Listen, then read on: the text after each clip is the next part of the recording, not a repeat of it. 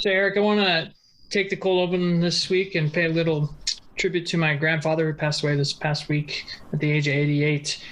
Great man, great influence on me as a human being and man.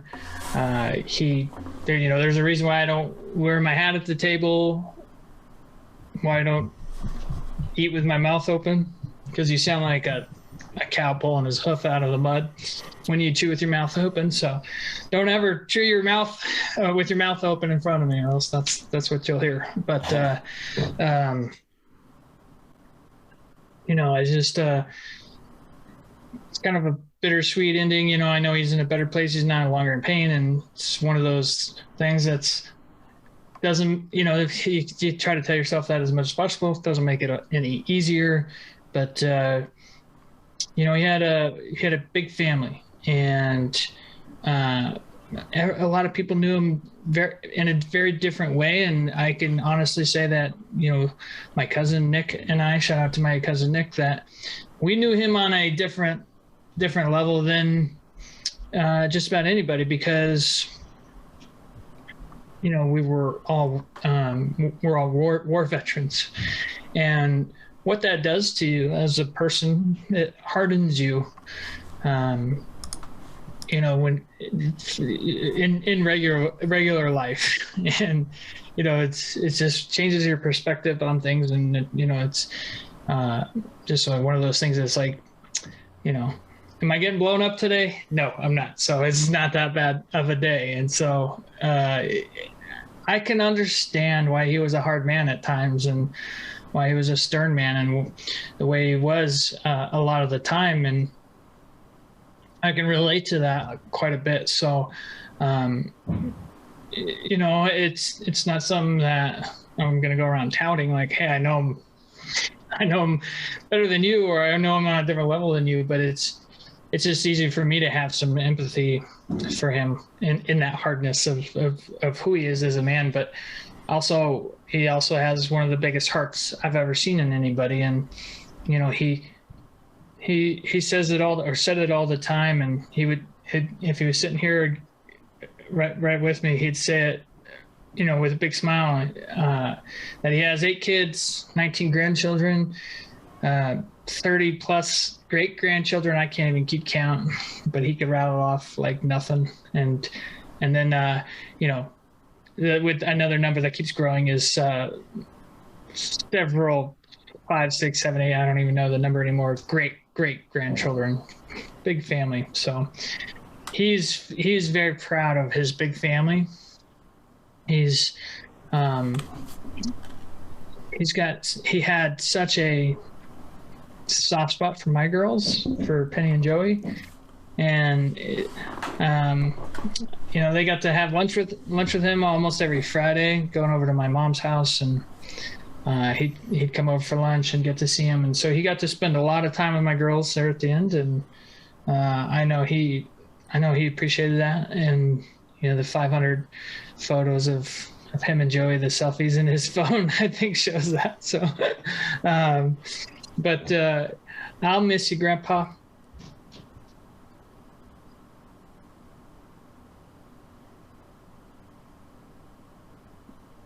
I'll miss you. If you could play that song, Eric.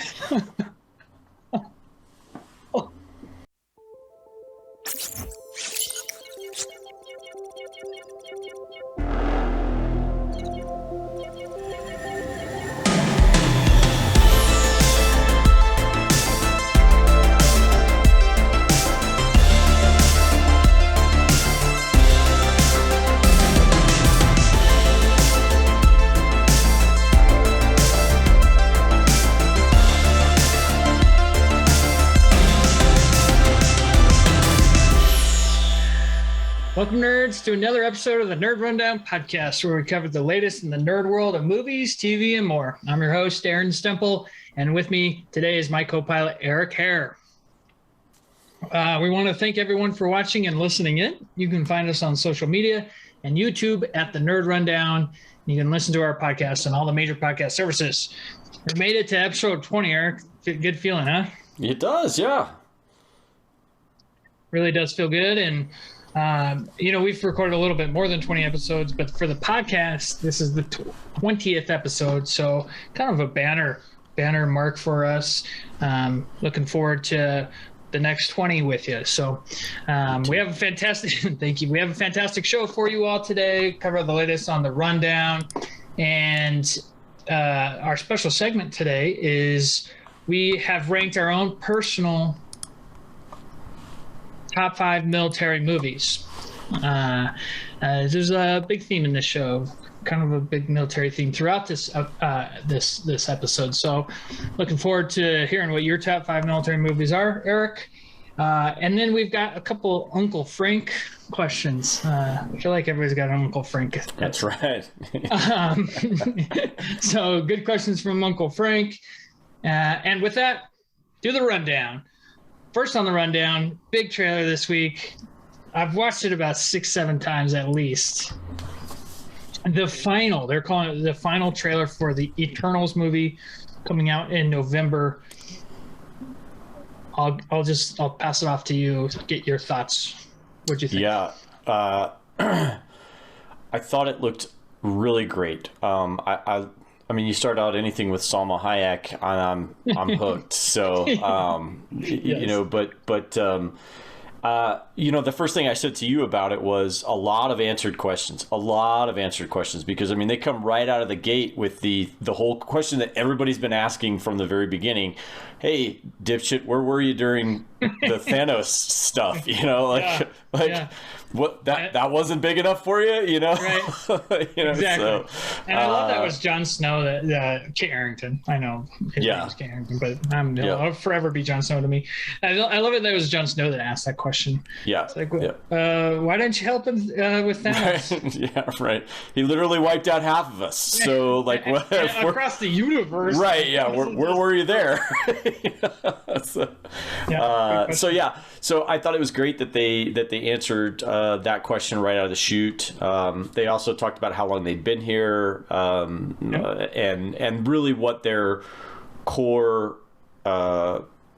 operating their core mission really Principle, is for what they're doing here, why they're there, and then of course sets up the by whom, and then that's where that's where we'll kind of go, and then of course who they're going to be kind of battling against. So let's break that down real quick.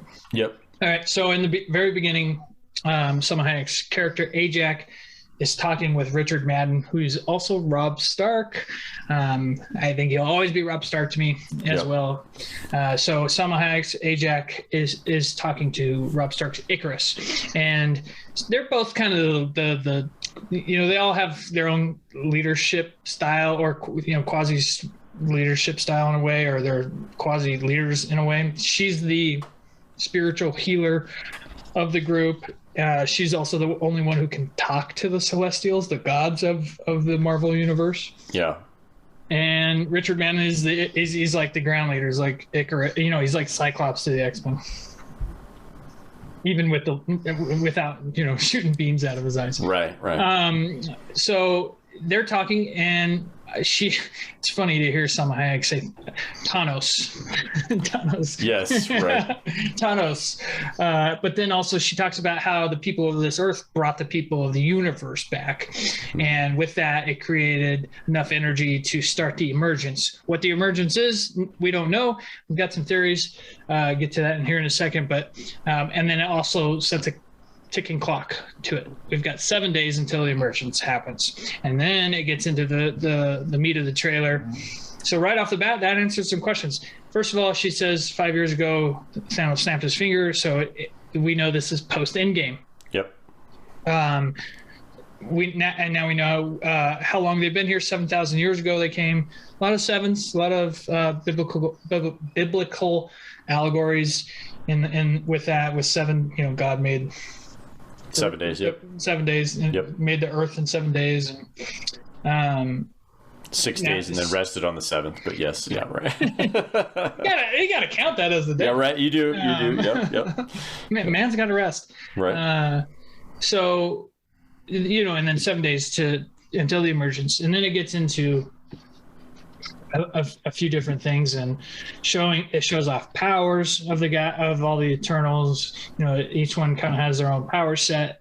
They all have like the same power, and then also the same power or their own individual powers. Right. It shows, which requires them to work together, you know, because if everybody has the same. Yep, absolutely. They all shoot beams out of something, which is kind of one of the same. They're all kind of very strong. I don't think they can all fly. I think that's maybe just Icarus, but really great question. But then by Jon Snow, another big question that, you know, what happened is, so she, her name is Cersei.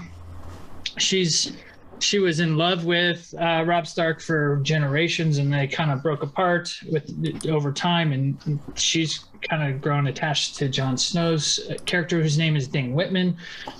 He becomes the Black Knight and becomes an Avenger, so looking forward to that. But he says, we were instructed not to intervene unless the deviants are involved. So then that answers another big question right there. Why didn't you get involved with Thanos or any of the other like major wars throughout history? Right. The interesting thing is Thanos is an Eternal with a deviant gene. And so, okay, taking a step back, going back to my Eternals video essay, I felt like a few weeks ago when we had the first trailer released.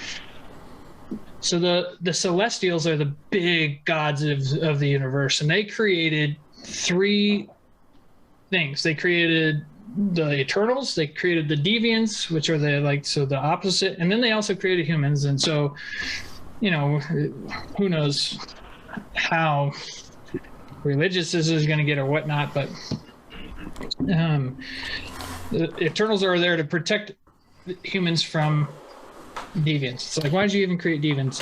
They're the offset. They're to offset the deviants. Yeah. So if Thanos is kind of a Venn diagram of sorts, then maybe that's why they couldn't get involved. Again, it answers the questions, but also left us with more questions. And so, my theory on what the emergence is actually, so enough energy was created by bringing the people back. I could really get into some really deep dive nerd stuff right now, but I'll keep it short. The Celestials plant eggs across the universe.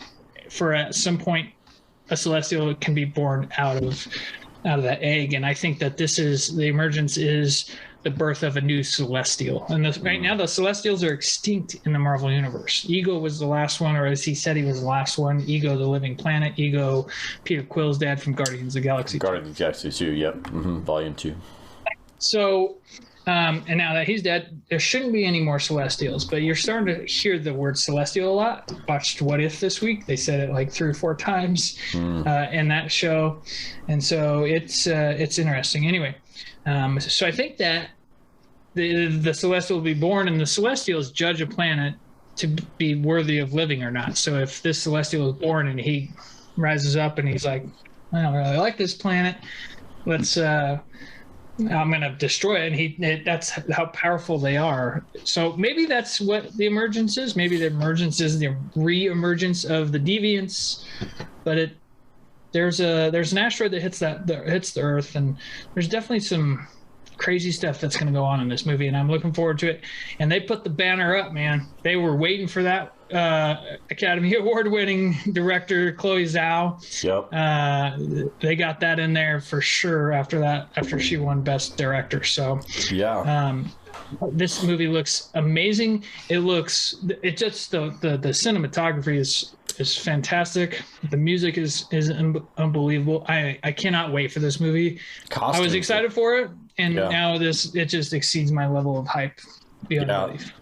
Yeah, the costumes look really, really great. Like you said, cinematography, action looks really, phenomenal. So I am super excited for Brian Tyree Henry, his Phastos character. Phastos, I think, and then Kumail Nanjiani looks. Both those two just look awesome. So I'm really looking forward to see what those those guys come up with. I mean, in addition to the main main characters in the cast, I guess, or whatever. But yeah, just there's going to be like a standout side character. Like for every sure. Marvel movie has, and so yeah. So all in all, I think and Phastos he's going to be the first openly gay character in the MCU. So getting some representation for that community, and I know everybody's very excited about that. So yeah, for sure.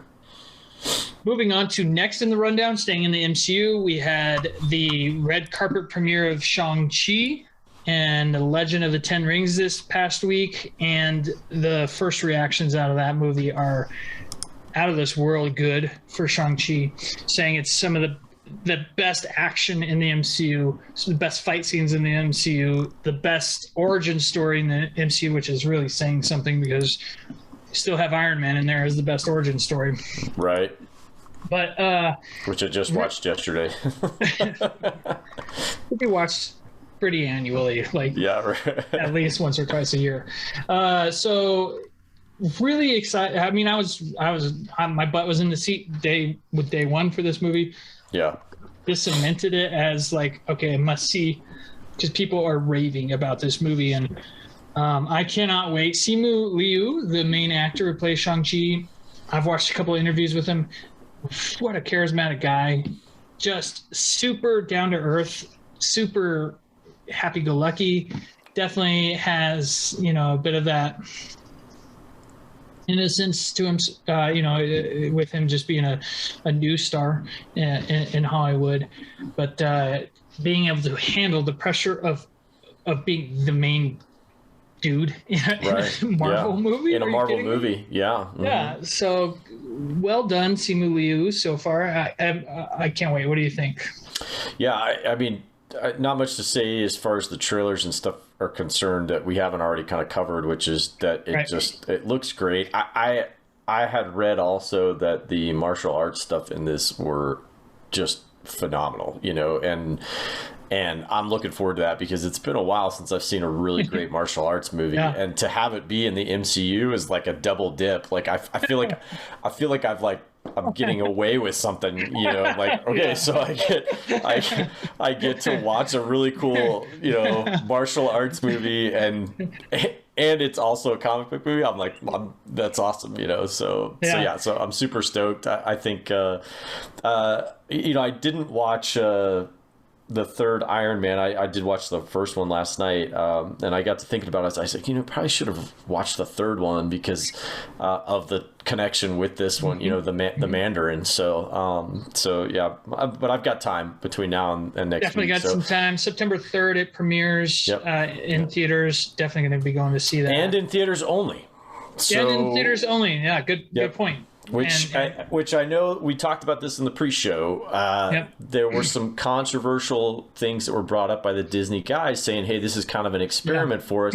And Simu Liu got pretty upset about that. He said, we're not an experiment. Like, this is not. And I think what the guy meant by experiment was we're trying to sort things out here, whether or not we want to do these cross releases with the streaming and the box office. But I think it's becoming more and more abundantly clear to these production houses that they can't have it both ways. That they can't release it one way and the other and expect to make all the money that they want. That they're gonna have. They need the movie theaters, and they need to have people in the movie theaters. And I think with the Delta variant running crazy right this very moment, it's definitely hurting them because people are just afraid to get back in the theaters. But I think once that runs its course, I think people are going to be back, and I think they'll be back in a big way. So and I hope that this has success, with that. Absolutely. And good for Simu Liu for standing up to him. First time big movie star.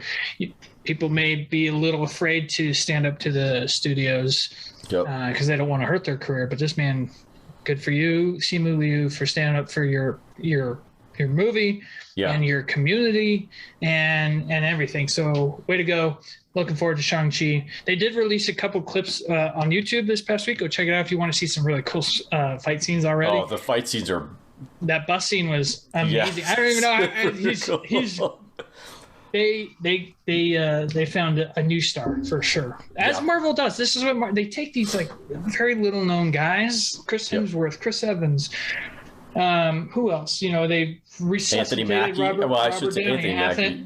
Yep. Yeah, he did have a bit of a resume, but he's definitely grown in popularity. But Tom Hiddleston, Chris Hemsworth, Chris Evans, you know, those people were no names, and now they're just gigantic stars. So you could go on and on about some. And they even resurrected Robert Downey Jr. I mean, honestly, that dude was cast on the heap of has-beens, you know, and they were able to resurrect him. So yeah, thank God for Kiss Kiss Bang Bang. Yes, yeah, right, yeah, for sure. Which I finally did watch after you had told me for years you need to watch this, so it was really great. Val Kilmer yeah, Val Kilmer is so funny in that movie. He's so great. He's so great. Yeah. So moving on, next in the rundown, we're getting a little bit of video game news in here. We had a big trailer released this week, and there's been a bit of a military episode, kind of fit it right in with the theme. So Call of Duty, the new Call of Duty game, titled Call of Duty Vanguard, they are bringing the franchise back to World War II. And what a trailer that was released. It was pretty intense. What I loved about this one, and I'm looking forward to, I'm not necessarily a big fan of World War II games. I didn't really like it when Call of Duty was in that era. But I'm going to have to pick this one up because, you know, you play on all the big fronts, the North African front, the Eastern front, the Western front, the Pacific front, maybe even the Russian front in there somewhere, you know, the big 5 fronts that were there in the war. And so great action in this. Look like, you know, you just might get to even fly some planes, something like that. There was a lot of plane action. So what'd you think?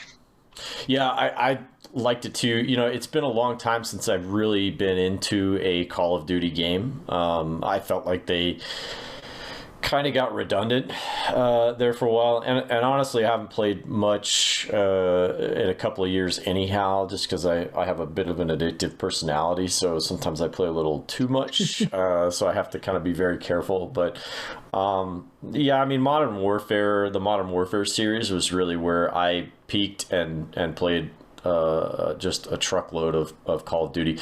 But watching this trailer, I thought to myself, you know, I could see myself buying this edition again. I did buy the World War II one a couple of years ago that they did, and it was good. I really enjoyed it. I liked it. The older I get, the more I enjoy the World War II era and the World War II history. I've actually even more so gotten into the World War I history, which I think is really, really fascinating. The weapon systems and stuff during that time period, and just the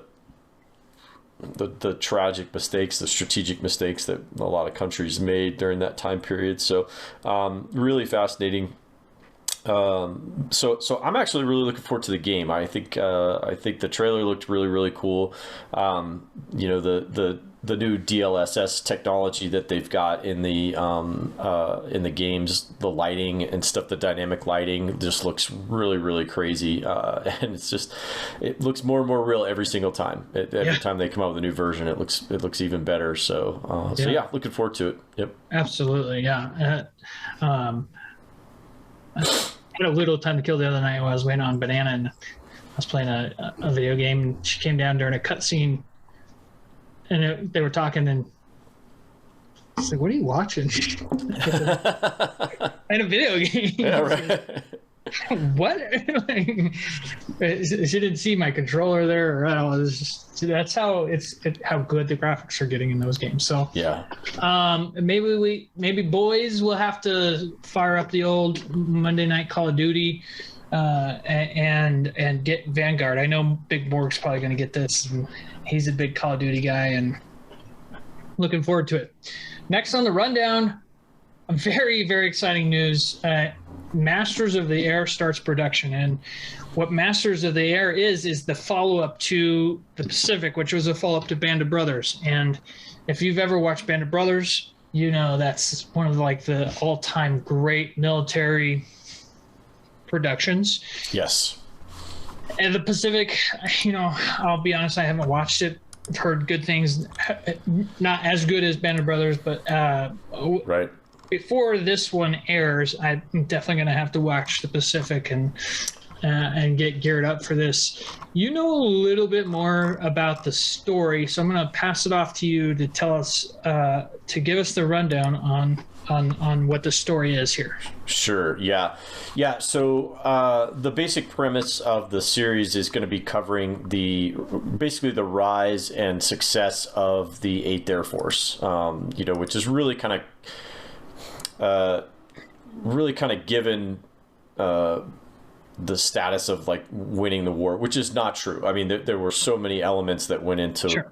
to winning the war in Europe, but when they switched from nighttime bombing to daylight bombing of Germany and everything, they took so many losses. I mean, it was just really. In fact, when we talk later about one of my favorite movies is a movie that kind of highlights that type of stuff. So, but yeah, so basically this is the rise and then success of the 8th Air Force, and how they really were able to kind of break the backbone of the Luftwaffe and Germany in general by bombing all their manufacturing and stuff like that, and so which really kind of paved the way for the invasion and allowed them to really roll through Europe onto Germany and stuff. So it looks really, from what I've seen, just the behind the scenes pictures from the set, they've got a lot of B-17s. It looks like they've built a barracks that's period accurate at this airfield in Great Britain, that they're in England, that they're shooting on and stuff. And so I think it looks awesome. The budget sounds 200 million plus. Apple Plus is putting it on. The budget sounds like it's 200 million plus, nice. Which is great, which means you'll probably get some really good quality CGI, and then of course, some really good quality stuff. So and two big names are attached for not for acting, but Steven Spielberg. Correct. Yep. Is executive producer, I would say. Correct. Yeah, that's what I'm. Yep. And then Cary Fukunaga is the director of 3 episodes. Cary Fukunaga is the director of the new James Bond movie that I can't wait for here, coming out in a couple months. So yes, yep. That movie's getting a lot of high praise. He's getting a lot of praise for his directorial efforts in that movie. So to get him for this, I think, is a big get. Yep. Of course, you have Spielberg behind it, who, he was the one behind Band of Brothers, and right. We're gonna do our top 5 movies here in a second. I have to give special shout out to Band of Brothers, because that is, if we were doing just overall military projects, Band of Brothers would be right up there in my top 2 probably. Absolutely. Such a great series. The acting was incredible. Damian Lewis, before he was really a big name, was so good as the lieutenant, and the guy who had to deal with Ross Geller, David Schwimmer. David Schwimmer's character, he was such a jerk, and he dealt with him so well. He was a great leader in that story. Dick Winters. Yep, he played That's Dick right. Winters. I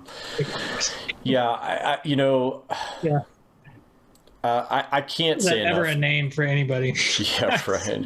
I can't. But you know what? I would never. And even dead, I would never say a bad thing, because that guy reached up out of the grave and smacked me around. Like he just is. Honestly, watching that series, I love, and that's really one of the first series that really kicked off this whole, the Game of Thrones type thing, where they were like, oh, wait a minute, we can actually tell these really long stories. And people will watch, and not only will they watch, they'll love it, and they'll buy it, and they'll want more. So the whole cast was really, really great. The period stuff is really awesome.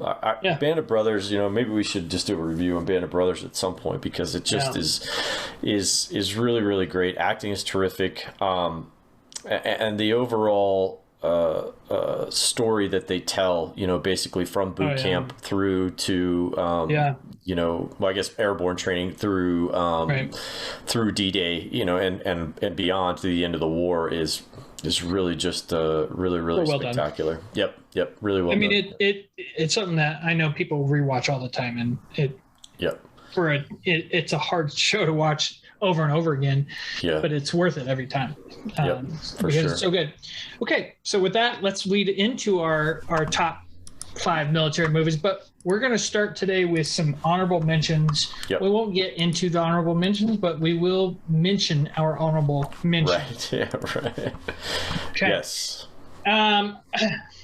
Let's hear your honorable mentions first. Sure. So, there's one or two that I could have changed out with my top 5 pretty easily, and depending on how I'm feeling. But so I will start out with a movie called 12 O'Clock High, with Gregory Peck, and it is to go back to that Masters of the Sky series. It is on the 8th Air Force, and Gregory Peck comes in and takes over from a leader who basically is completely demoralized. His air crews are completely demoralized, and he basically comes back in and instills discipline in them and really just kind of brings them up and then makes them really successful. But overall, you see how it impacts him and declines his health and you just watch how he comes in and takes over from this one guy, but you really watch Gregory Peck turn into that guy as the movie goes on, because of just the heavy losses of guys, men and material, that they just kept sending these bombers up and they just weren't coming back. And so it was really great, and it's a really good movie. My next one is Clint Eastwood's Heartbreak Ridge. One of my favorite movies about the Marine Corps, and eventually the movie takes place during the time of Grenada, when we invaded the island of Grenada.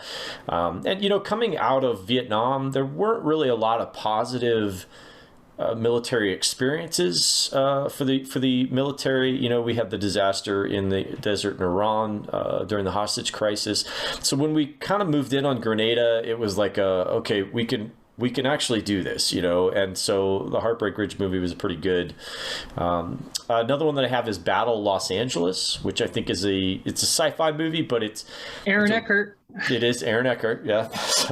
Who could not remember his name. Could not remember last week. Yeah, so, but yeah, Battle Los Angeles is I think it's a great representation of what the Marine Corps can do. From the Marine medium lift helicopters, the opening scene with the Marine medium lift helicopters getting these guys into country and getting them on the ground, and then what a small Marine unit can really do. And this is a theme that I think I will weave through all of my movies here, is that we'll see what, and I'm not a military person. I've never been in the military. I've never served in the military. My family has got quite a few veterans in the military, and I've been around the military most, if not all, of my life. So I have some idea about it, but I never served. But the theme that I've always gotten, and what I've always read and what I've seen, is that it's really about the people you're with in that unit, and just fighting for them, and so that everybody makes it back. And I think that Battle Los Angeles really shows that tight Marine, there's some conflicts there, and then they kind of come together, where he says, you're totally wrong about me, like, you have no idea what I loved your brother. There's a scene with one of the characters where he really did love his brother, and it tears him up every day that he's not there anymore, so which leads into Lone Survivor is my next one. That's the story of Marcus Luttrell and Operation Red Wings in Afghanistan. And so he is a lone survivor from his SEAL team unit that gets dropped in. Matthew Axelson, Danny Dietz, and Mike. Gosh, what's his last name? Mike. It's not Michael Moore. Gosh, I can't think of his last name right now. But anyhow, they all pass away as they're kind of hunted down by the Taliban and stuff. And it's a heartbreaking movie. It's a heartbreaking story. But it's very inspirational at the end. And so I think it's It's a great military movie. Full Metal Jacket's my next honorable mention. Kind of an artsy political movie, if you will, but I couldn't not miss an opportunity to talk about Vincent D'Onofrio's Private Pile character is just really great. So that's my honorable mentions, and a good Vietnam movie. It really is a great Vietnam movie, and again, Marine Corps movie. So it was good. So yep. Good list. My honorable mentions are The Guardian with Kevin Costner and Kelso. Yes. Ashton Kutcher. Yeah. Ashton Kutcher. It's a National Guard movie, or I'm sorry, Coast Guard. Coast Guard movie. Yep. What's the difference? Yeah. I think we're gonna get letters from people about that comment, but that's all right. Bring it on. Our Army's. I'm allowed to make fun of the Coast Guard. You're right. Yeah. Great little movie. I love this movie on many different levels. I love the perspective of it being for in a basic training. Kevin Costner was great. Neil McDonough was great in it as the hard drill sergeant. Ashton Kutcher was pretty good. It wasn't very Ashton Kutcher-y, if that makes any sense. Yeah, he dialed himself back for that. It was good. Yeah, and he gave a good performance. And the surrounding cast was really good. So I really enjoyed that movie. It's a good movie. And I like that the Coast Guard actually got a little bit of respect, which they should. They deserve it too. They do a great job. I mean, how many people get saved every single year by the Coast Guard? Right. So yep. And then I also had Lone Survivor on my honorable mentions. And Michael Murphy. I had to look it up real quick. Michael Murphy, who I believe won the Medal of Honor for what he did. I'm not sure about that, but it wouldn't surprise me. I think so. Yeah. And then American Sniper is on my honorable mention. Yeah. The story of Chris Kyle. Bradley Cooper was phenomenal in that role. Yes. Yep. This next one kind of landed in that category of, is it a war movie or is it a military movie? But I just love this movie so much. The Patriot with Mel Gibson. Great. Yeah, great movie.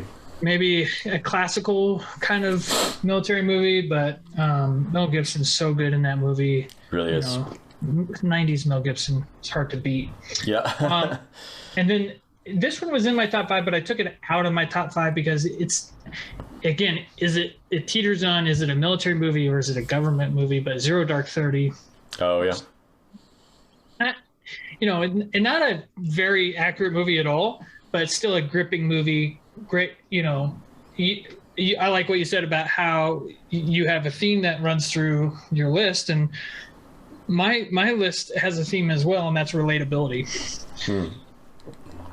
With me being a military guy, I can put myself in a lot of these situations, and so when we go through it, I'll show you what I mean by that. But there's a little bit of relatability in that movie with just some of the scenes in the Middle East. And the last half of that movie, when they finally start putting the plans together, and Chris Pratt, Special Forces group comes in. So good when they go in and get Bin Laden. So honorable mention. I took it out because it teetered too much on is it a military movie or government movie? But still a good movie. All right, I'll start with my number 5. Yeah, so just real quick. So if you're interested in reading kind of the definitive, to go back to your the Bin Laden killing and stuff like that.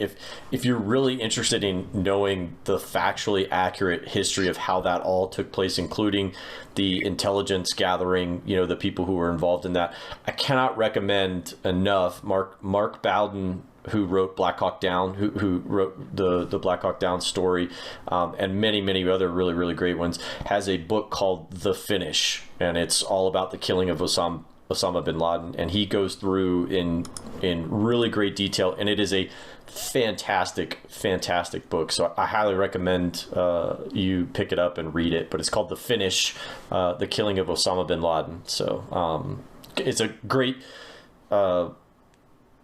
Great book. Great companion. story. It's a great companion to the Zero Dark 30. Yep. Cool. Okay, I'm going to start with my number 5. Okay. So anytime anybody asks me what I did in the military, I say, "Have you seen the Hurt Locker?" Yeah.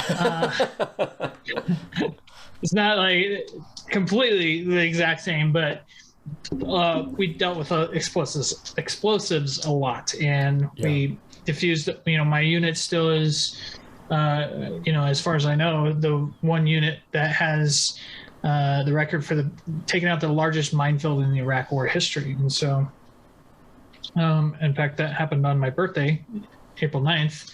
Day the statue fell down. We were only about a mile away at the airport, taking out a pretty big minefield, and we used a new way of doing it because we didn't know if they were booby trapped. And now they teach that method at the sapper school, which sappers are combat engineers, that's what I was in the military. So really cool contribution to the history of the combat engineers by my unit. And Hurt Locker won best movie at the Oscars. It was a big upset. I think it beat out Avatar, which it did, yeah. Which had an extra twist to it because of who directed both. Oh yeah, Catherine Bigelow directed it, and James Cameron directed Avatar. Yes. And Catherine Bigelow used to be married to James Cameron. Anyway, yep. But the Hurt Locker. When I say I can relate to this movie, I can relate to this movie more so than any other movie on my list. And in fact, there's a line from Anthony Mackie at the very end when they're driving in the Humvee, and he says, "Man, I almost died. I don't have a family to go home to. Blah blah blah blah." Like, everybody comes home with that feeling, especially somebody who's been in as much danger as I had been in at times. And that kind of puts you into some early decision making early on in your life that doesn't always work out. This is a lot of the reasons why military guys come back. They get married, to like the first girl that they meet, and rarely ever works out. And I was engaged, or I got engaged to my girlfriend at the time, and that didn't quite work out for the better. But we do like banana. Most days. We do. I mean, all days. I love banana every day, but I love banana more than every day. Yeah, if that makes sense. Yeah. Anyway, love his banana. Anyway, great movie. Jeremy Renner was excellent. Anthony Mackie was excellent, and again, just one super relatable movie for me. So, Hurt Locker number 5, and that being at number 5, that's tough for me to put it not higher. So. Yeah, fair. What's your number 5? My number 5 is Glory. With Matthew Broderick and Denzel Washington, about the 54th during the Civil War. So early 90s. I believe it was like 91 maybe, something like that. Yeah, I got 89. Good. Really good. 89. Yep. So, but it's about the 54th Massachusetts Infantry Regiment, and so they kind of go through how to train these guys and bring them up, and then the real fight to get them into combat. There was a real fight to actually get them to actually see combat against the Confederates, and of course the morale boost of not only fighting for your freedom, if you will, and not if you will, but literally your freedom, and then to be able to defeat those who had really enslaved your people. It's a great story. It's a really great story. The music in it is tremendous. The costumes, things like that. It was really, really great. And Matthew Broderick, who'd been known pretty much for comedy at that point, was really great in a very serious role. And it of course, it introduced us to in my personal opinion, 3 of the finest black actors in Hollywood. You have Denzel Washington, of course. You have Morgan Freeman, and then who I think is just one of the most amazing people in the world. And then third, I think probably the most underrated and underused actor in all of the Hollywood is Andre Braugher, who is just he of course plays on Brooklyn the show Nine-Nine. Brooklyn Nine-Nine, which is one of my favorites, and he's so great on that show. But so Glory is my number 5. I loved it, and it's a Civil War piece. I think a nod to my brother.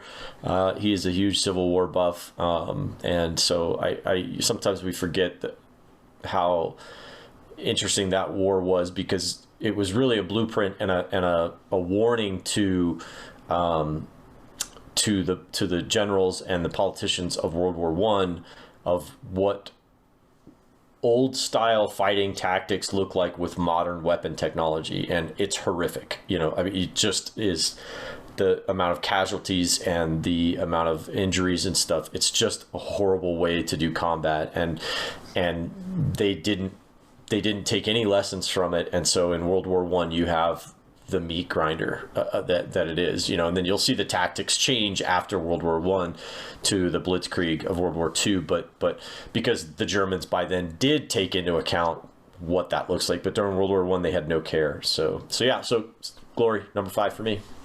Yeah, good choice. All right, number 4 for me is 13 Hours. Good I had choice. this higher on my list, honestly, but then as we start putting it really together, number 1 never changed. Number 1 is cemented. But as I started really thinking about it, we've talked about this in our Michael Bay episode. John Krasinski, I love this movie so much. I've watched it 10 times at least. Yeah. And the whole cast, the story is so good. So 13 Hours, I don't need to dig into it. Go ahead with your number 4. Yeah, number 4 for me is a small film called Act of Valor. It was kind of a smaller film that came out in, I believe it was 2012. But somewhere around there. Yeah, and so it was a kind of a low budget movie. They only made it for about $13 million. They ended up grossing like $80 million, so it did really well. But considering, but the director. So the premise of the movie is we follow a 5-man SEAL team. As they 5 or 6-man SEAL team as they go from training in San Diego to a real world situation where there's a terrorist that kind of moves around the world and stuff, and so they're kind of hunting him down, and ends in Mexico, right along the border there with San Diego. So interesting aspect of this movie is that they used real Navy SEALs for the characters, and each. In as the movie goes on, you have multiple stories or individual acts of valor that took place in real life, with the culmination of Michael Mansour's jumping on a grenade to save the rest of his SEAL team unit that was around him in Iraq, and he that's a true event that happened. There also was an instant where the guy got hit with like an RPG, and that was another one based on a guy named Channing Moss, who had that incident happen to him. So interesting aspect of this is they started to put this out there as they were watching the SEAL team guys, and the 2 directors of the movie or stunt guys, and they realized pretty early on that there was no way that they were going to be able to train actors to really look like Navy SEALs, to do the things that the Navy SEAL guys could do.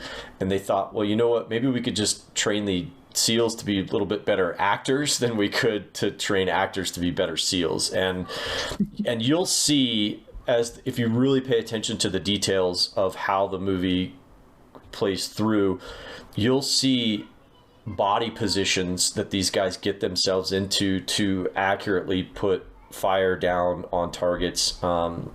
There's a scene where towards the end of the movie where the guy slides towards this post, and in one move he slides towards this post and then immediately pops himself up and angles himself, and it's not anything that you would be able to train an actor to do, but and most people would never even notice that it was what you would do, but this guy does it, and it's so fluid and it's beautiful, and you're like, holy smokes. And so Act of Valor, it's just a great, to me it's one of my favorites for its accuracy. Movie. I loved how they brought in real SEALs. Really great stuff. So I'm gonna get to my number 3 here. Yep. I got a ticking clock on me today. I'm sorry. Number 3. Do you want to take a guess? Black Hawk Down? No. Oh, all right. Number 3 is Top Gun. Okay. I debated putting that one in there, so I'm glad you did. I'm really glad you did. I was gonna say I think Eric's gonna put it, but maybe he's going for the more serious approach. Yep, I did. Not that Top Gun's not a serious movie; it's the most serious movie of all time. What? So this is when I was saying, like, when I'm putting my list together, certain movies shifted around, and I'm like, Top Gun is a military movie. It's the Navy, even though they're kind of not the military. It's they give the Marines a lift every time they need to go somewhere. They're the Marines boat. The Marines cruise ship, I think, is what. Right. We're going to do a Top Gun episode. This is how much we love this movie. I'm not going to dig. I don't need to dig into Top Gun. Especially if we do an episode down the road. I love this movie. You love this movie. Absolutely. Yep. Nothing. I can't say a bad thing about that movie. I mean, if there is a bad thing, it's just watching. Spoiler alert for Goose. Wait. Goose. Yeah, Goose. For some reason I was thinking geese, and I'm like, that does not sound right. Okay, sorry, my brain just broke for a second. Goose. It's a great movie, and I'm glad you included it because it really did boost the Navy's recruitment during that time period. I mean, just like 100-fold. And so there's plenty of guys that thought they were going to drive. I'm sure there's plenty of guys and gals that saw that movie and thought, I'm going to drive F-14s, and then ended up working as cooks in the bottom of a ship somewhere, and it's like, okay, this is not what I signed up for, but but it's a great movie, from a military accuracy perspective. I think it probably misses, but I don't think there's a movie on the entire list that, I mean, maybe one. There might be one here at the very end that that's pretty accurate, but I love it too much to not have it on my list. I'm really glad you put it on there because it does give us a chance to talk about it. So my number 3 is Black Hawk Down. Okay. That's my number 2. I'll just reveal that right now. Yeah. Well, then actually, you know what? Just go right into it. You tell because my thoughts on it are that it's one of the greatest war movies of all time I would say maybe not from an accuracy perspective, but from again representing, and the guy at the end of the movie who is an amalgamation of real people. He's a combination of several different people. He says the line where at the end of the day, the people back home aren't really going to understand that it's just about the guy next to you, and I think that's Stole kind of line. Sorry, but it's okay. But it's the most relatable, that and the Anthony Mackie line. Why do you do it? Why do you go back? They'll never understand. Like, it's about the guy next to him, and there's a reason why my Army buddies are. We could not talk for months, and we talk once after months, and it's like we never missed months of talking. It's like we go right back into it. You're brothers for life. You create this family that you didn't grow up with, and you do anything for them. You would do anything for them. I would die for Brett King. So that line, it gets you every time. My platoon sergeant, who rest in peace, Sergeant Barton, he showed us. We invaded Iraq March 20th.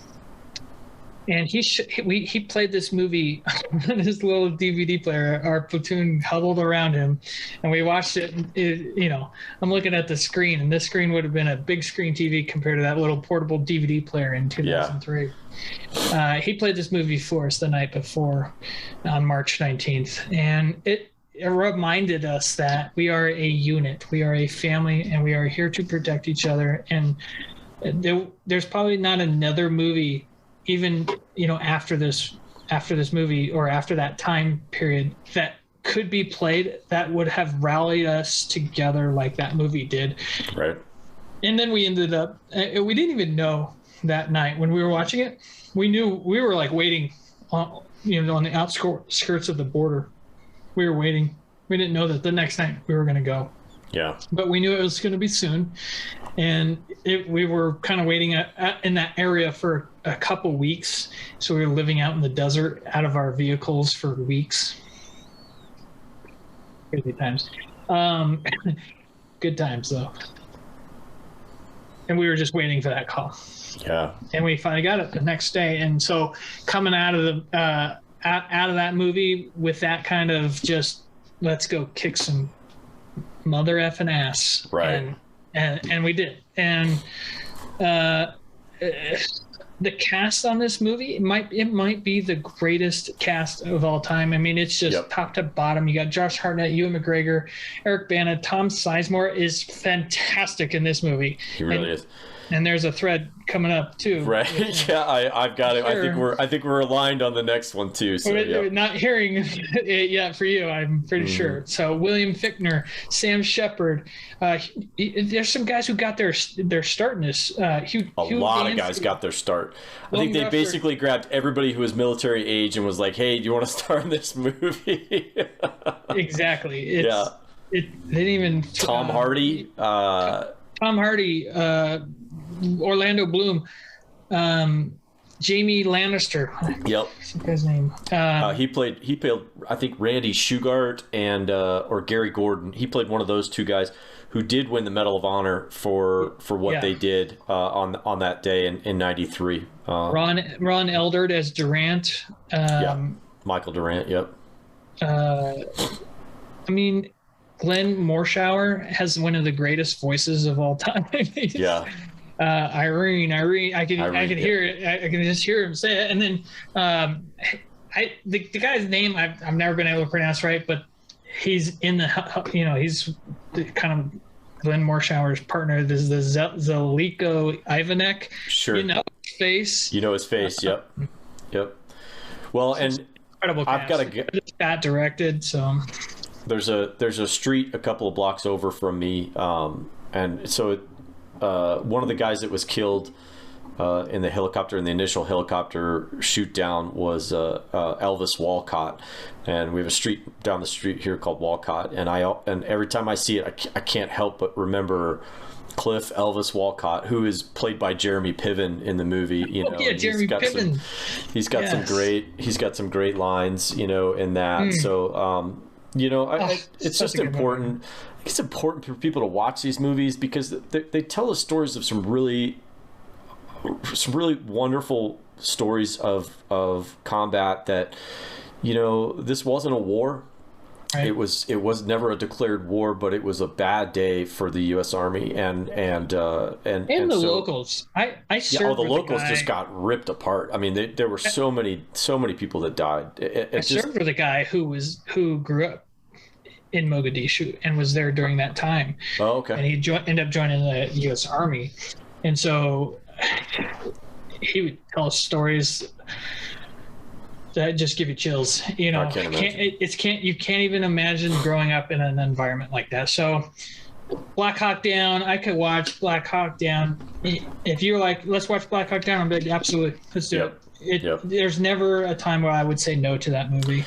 Ridley Scott's, you know, direction and the cinematography in that with the helicopter scenes and the combat scenes, you know, there's one little bit in there that you would never even think about, and it's just one more thing. It's like, you know, where this is after they've hit the building, and the minigun on the Black Hawk is above them, and one of the rounds, one of the rounds falls down into his body armor. Yeah, and it's like Josh Hartnett. Yeah, Josh Hartnett, and he's like trying to pull this out. Meanwhile, there's shots going around, and you think to yourself, that is the.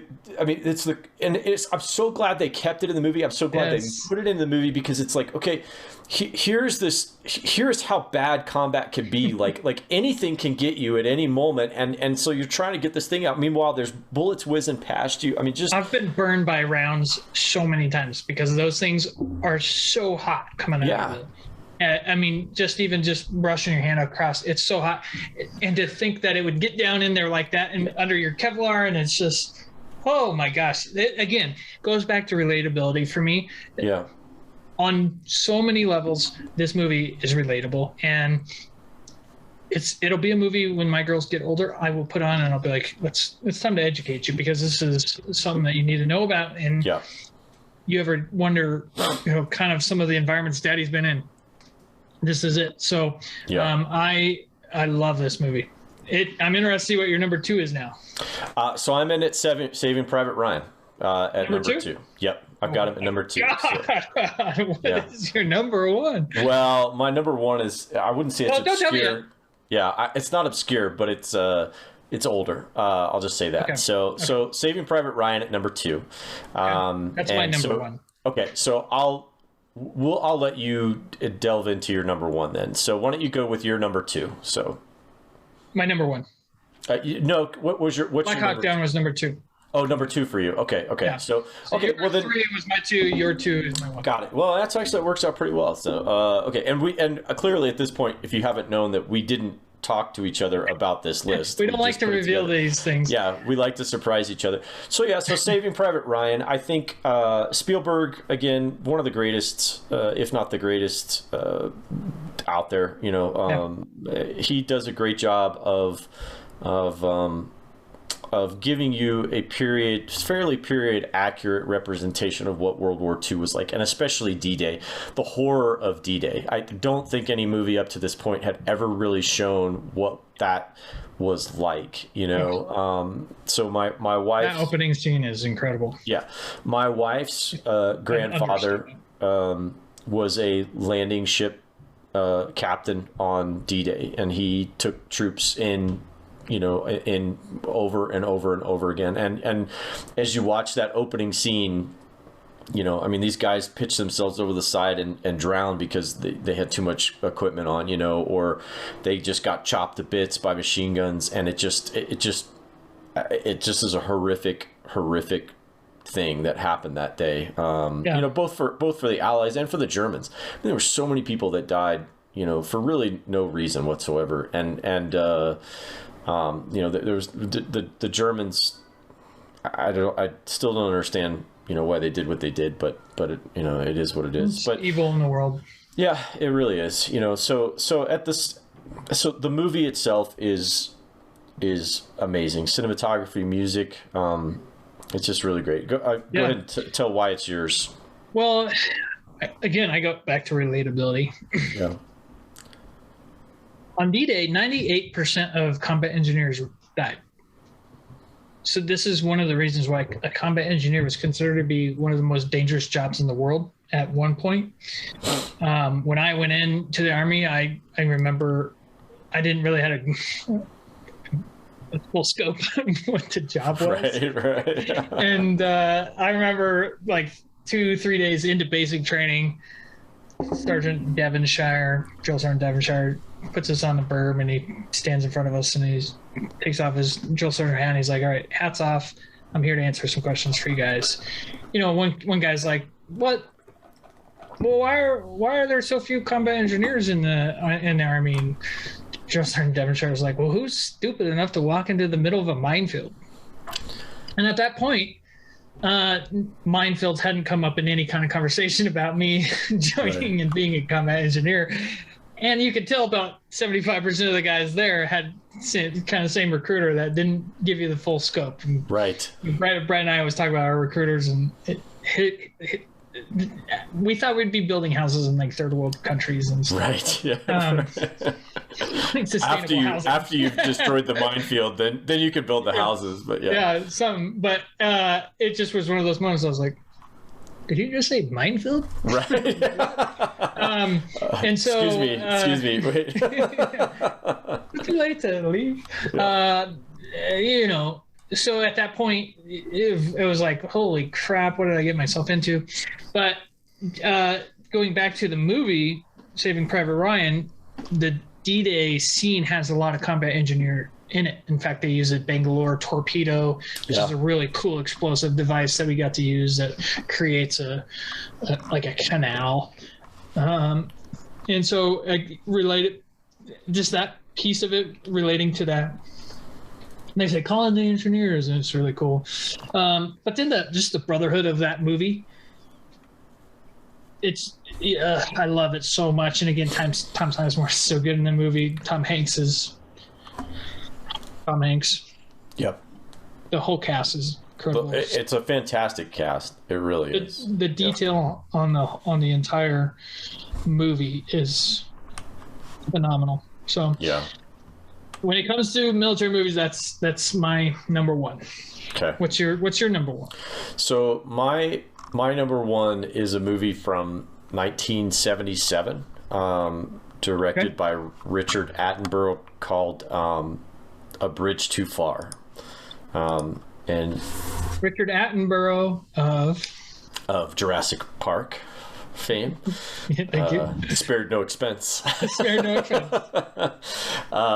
So if you could say that you had like a Black Hawk Down of maybe the 70s or the 80s, maybe this would be it. So this covers the Operation Market Garden, which is talked about in Band of Brothers. They talk about the Market Garden, and you know, this follows. So during Band of Brothers, they cover the 101st Airborne Division, but the other very popular one was the 82nd Airborne, and they're the ones that were responsible for Market Garden. So basically, Market Garden is an operation to blow up several bridges in the Netherlands to keep the Germans from being able to escape. And so these guys get sent in about 300 miles beyond our lines, and you know, they have no armor or anything with them. It's just airborne guys. And so it's a combination of American 82nd Airborne and then British. I think it's the first battalion, first British Airborne. So anyhow, cast wise, you have James Caan, Michael Caine, Sean Connery, Elliot Gould, Gene Hackman, Anthony Hopkins, Ryan O'Neal, Robert Redford.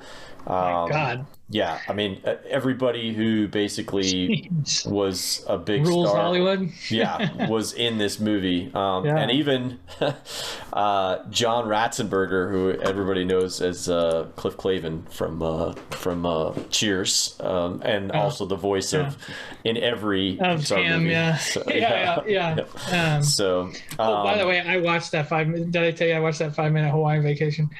Little off topic. Oh, did you? Yeah. Maybe the 5 funniest minutes of Toy Story. Oh, it's so great, man. So great. Where he breaks the thing and just shakes it, and then he starts twisting it around, and it's so funny. I just love when they come out of the bag and they're like, "We're in Hawaii." Right. Yeah. All right, that was way off topic. I'm sorry. We'll have to talk. No, it's fine. It's fine. So A Bridge Too Far. Amazingly. Historically pretty accurate. You know, again, their performances by James Caan and Anthony Hopkins are just amazing in that movie. It's very critically acclaimed movie, but at the same time, it does a really great job of you know, you see.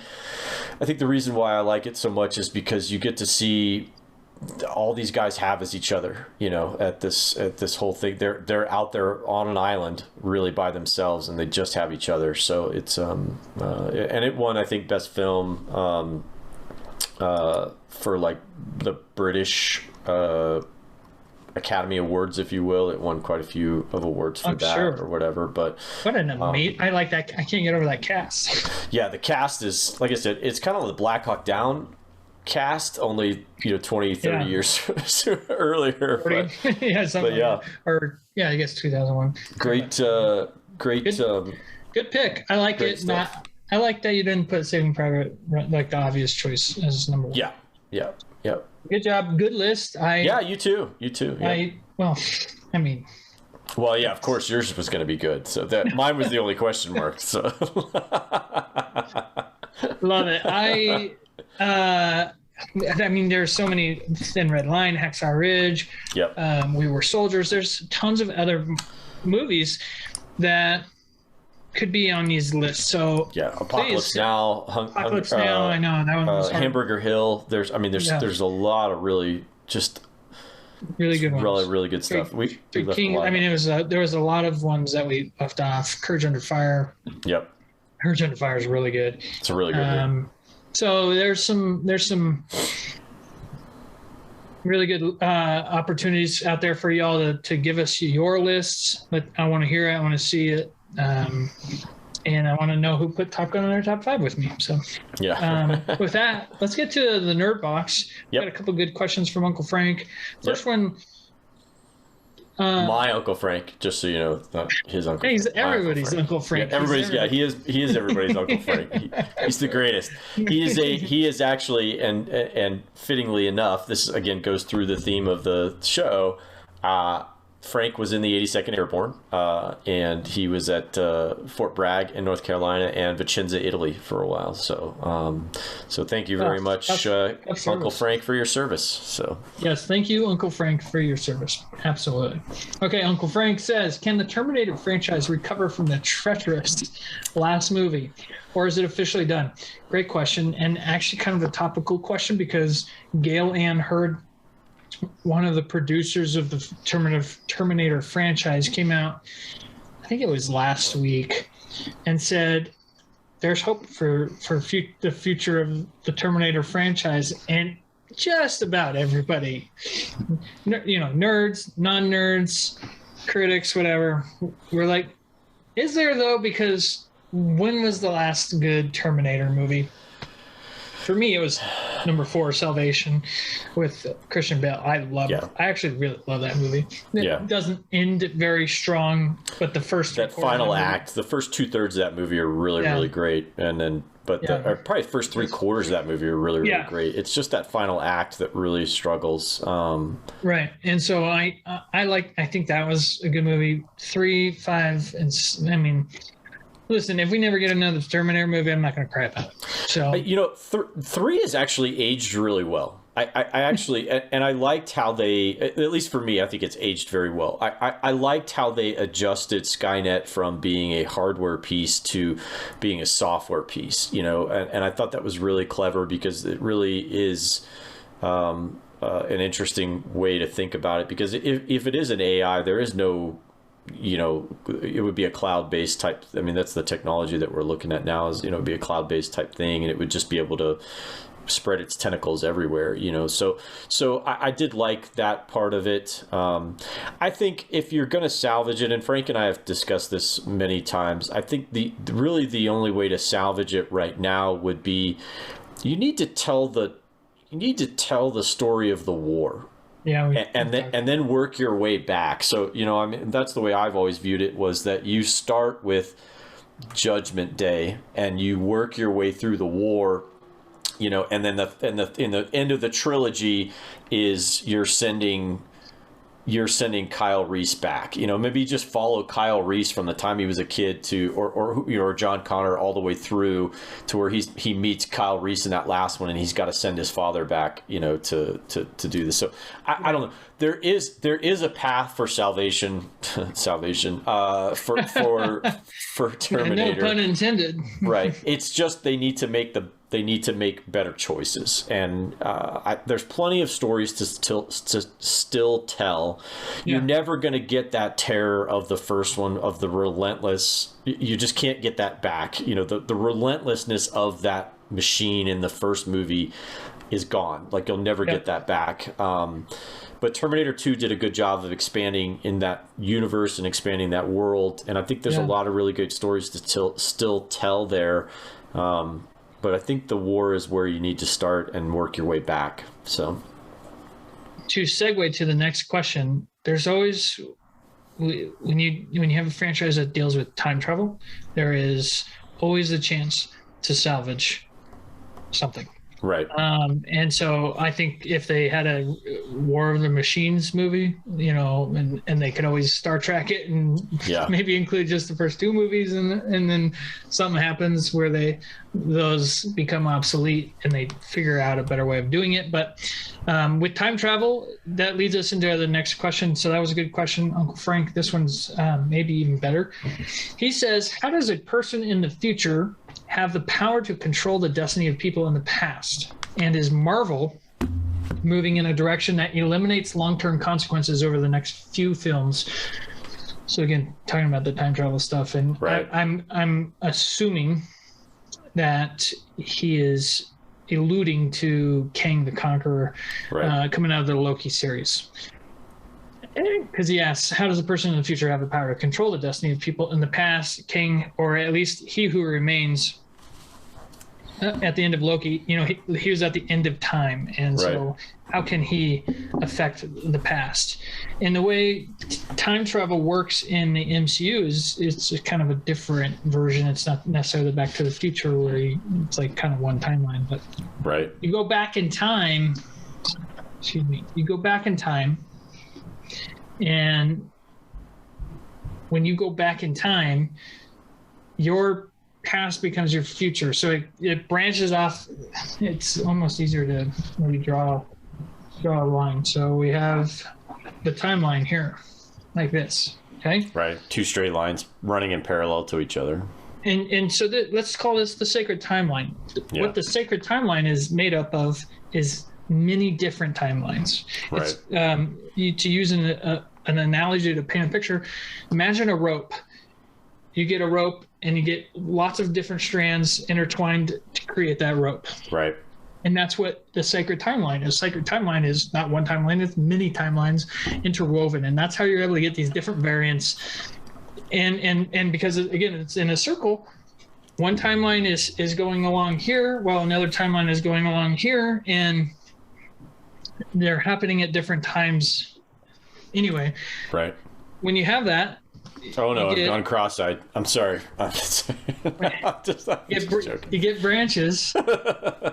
You go back in time, right? And you create a different branch off of that. And what we found out in the end of Loki, spoiler alert, is the TVA is created to not clip every branch that is created. They are clipping any branch that leads to a Kang the Conqueror.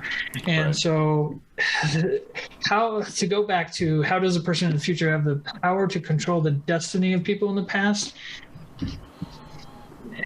Yeah, that's a tough question because, again, time travel is tricky.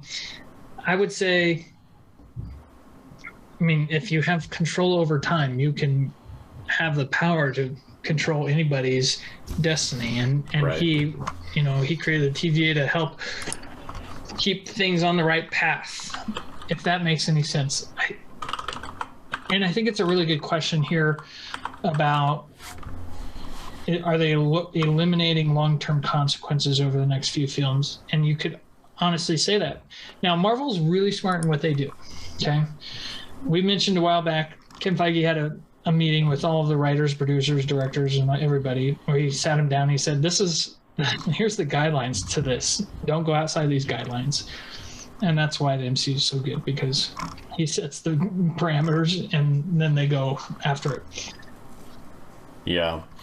The long-term consequences, what they were able to do with the Infinity Stones by making those things obsolete was very smart. So are they, you know, it made it so that people aren't just going to go back in time and get the Power Stone or the Reality Stone or the Time Stone, whatever.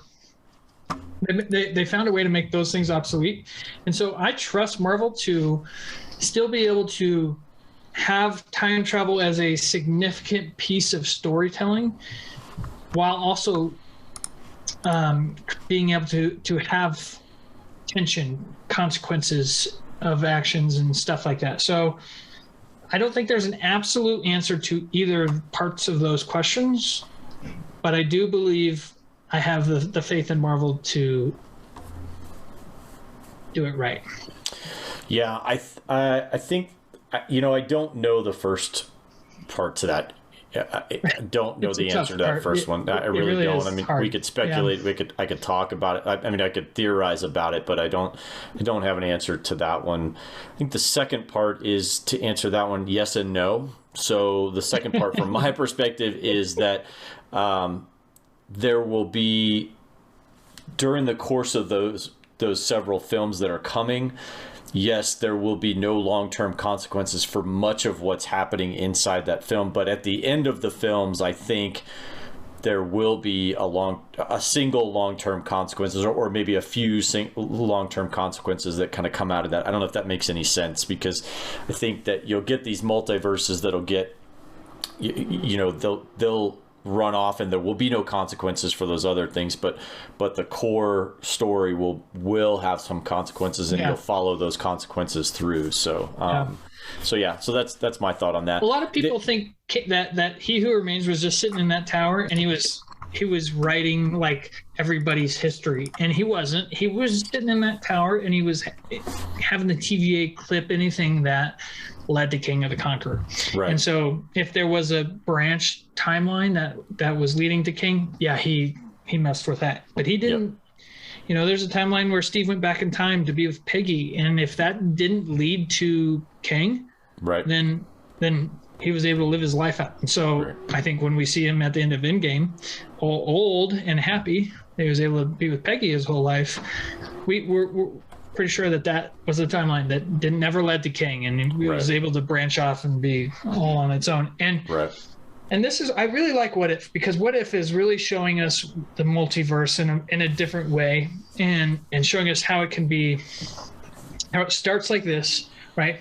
So a timeline starts like this, and then it grows apart. And the most recent one was What If T'Challa became Star-Lord, and it was really cool how it showed. I don't want to give any details away. It was really cool how it showed that it started like this, and how it just expands once it breaks off, and how different things can be in that universe once that one decision is made differently, and it creates that branch timeline. And you'll know what I'm talking about once you've watched that episode. So I think really good question. Just to touch just on that the first part of that last question, it reminds me of the George Orwell from 1984 quote about who controls the past controls the future, and who controls the present controls the past. So it just is a very loaded. It's a very loaded question, and there's a lot that you could dive into on that. But that is really, thanks, Uncle Frank, for our brains. He loaded us up. But some great questions from him, and really do appreciate him chiming in on that. So, thanks, Uncle Frank, for the questions, for your service, and to cap the show off again, Grandpa, I'll miss you so much. I already do. We salute you here at the Nerd Rundown for your service, for your grandpa-ness.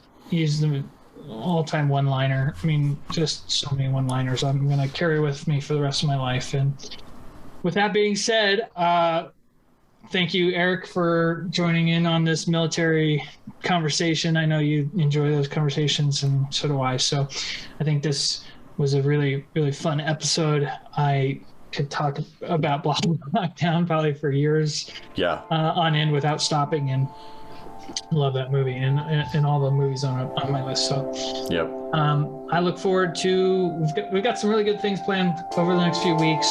We're looking forward to it.